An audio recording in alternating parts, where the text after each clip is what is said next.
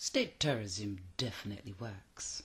If we had killed off half of the population of Jamaica in the Tivoli Gardens Massacre, we would have been able to make it look legal, justifiable and acceptable, and the rest of the population could have been made to clap their hands in congratulation. They would have buried the bodies of the slaughtered, and then afterwards they would have turned around and buried their own heads in a stupor of fear and ignorance, and continued with the business of the plantation as usual. After we spin a lie about how devilish and drug addicted the casualties were before they were slaughtered, the rest of the population will see our point of view and embrace it as their own, because the real truth is that we have their spiritual guard center totally locked down in a bottle. So Snow White, the money guard, says, but what about the Rastas? Their heads are not in the bottle that we have made, and they have been resurrecting the teachings of that dangerous man Marcus Garvey, whose ideas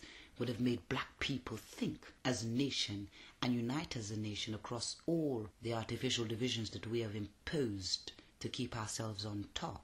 If they are not dealt with very soon, they will shatter the spell that we have labored so long to weave around the minds of our Negroes. I think they are dangerous and can jeopardize our long-term plans to sideline the Negro race while we exploit the vast resources of Africa for our benefit. The second dragon, the Minister of Guile and Deception and Social Manipulation, says, the Rastas, not to worry. We are in the process of solving that problem. As you are aware, it has long been our policy to keep agents, lookouts, and informers in every corner of the plantation. So would you be surprised if I told you that we already have agents planted amongst the Rastas? The first dragon, the Minister of Legal Terrorism and Plantation Protection, says, great! But how was that accomplished? The Rastas were always known to be fiercely independent and antagonistic to outside penetration. The second dragon, the Minister of Guile and Deception and Social Manipulation, says, not anymore. Since we have tightened the economic screws and created a situation of desperate economic need, it is no longer hard to buy a Rasta or to get right into the heart of Rasta councils. So, it was not a problem planting some of our own trained espionage Negro soldiers in their midst. So the first dragon, the Minister of Legal Terrorism and Plantation Protection, says, trained espionage soldiers right in the midst of Rasta councils? Wow!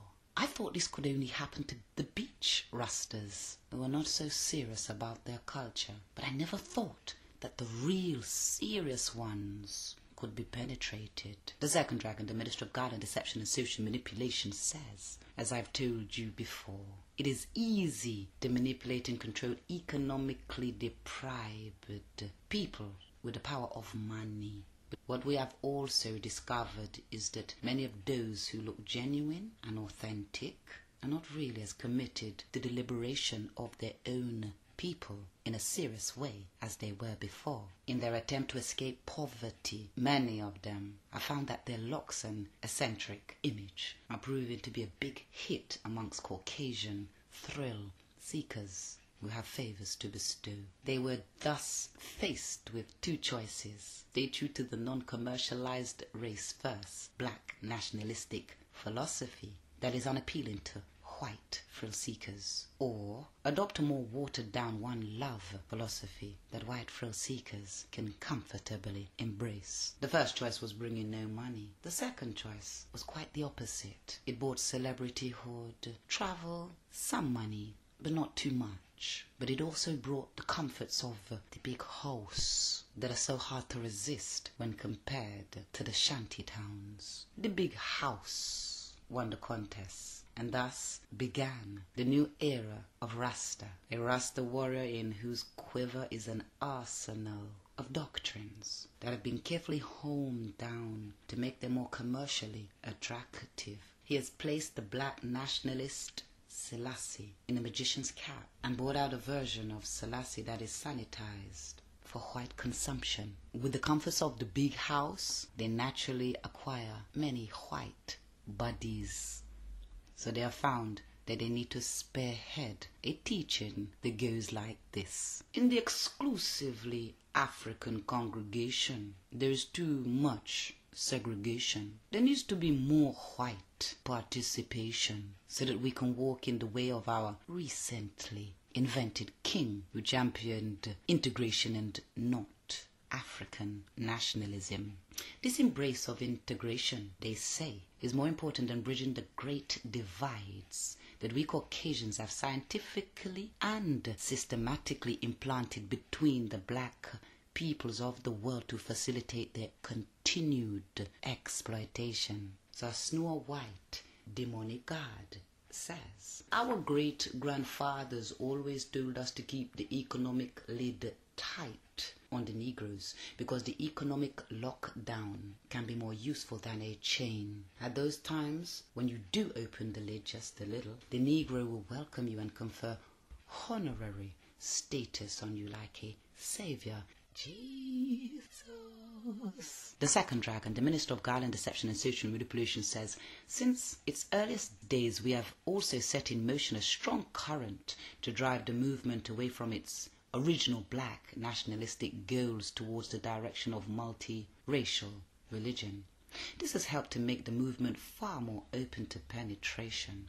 It has helped to attract to the ranks of Rasta a lot of disaffected church people who have turned their backs on the traditional church but still yearn for church. These do not really constitute a problem because all they are really seeking is miraculous escape from bondage through prayer and the beating of drums. So the first dragon, the Minister of Legal Terrorism and Plantation Protection, says, so then all we have to do is to look for the most influential Rastas and slip right into bed with them and earn their trust and confidence with the help of some money. I am really pleased with this because now we can coordinate the activities of our network of agents in the government and university with our agents amongst the Rastas. In this way, we can direct the movement in any desired direction. The second dragon, the Minister of Guile and Deception and Social Manipulation, says, yes, this policy has been going for some years, and now we have steadily shifted the focus of Rasta from black nationalism to multi-racial religion, and as you may quite understand, this shift to religion inevitably became a shift to disunity and confusion, and the sweetness of religion also became a dead end. If everything goes according to plan, in a few short years, the Rastas would no longer be a significant force for African liberation. Our agents have been given instructions to sow discord and to destabilize them in such a way that each one will blame the other for the disunity and discord, not knowing the subtle ways in which the seeds of confusion have been sown on a daily basis. Through the help of our special agent undercover soldiers, the formerly Afrocentric movement called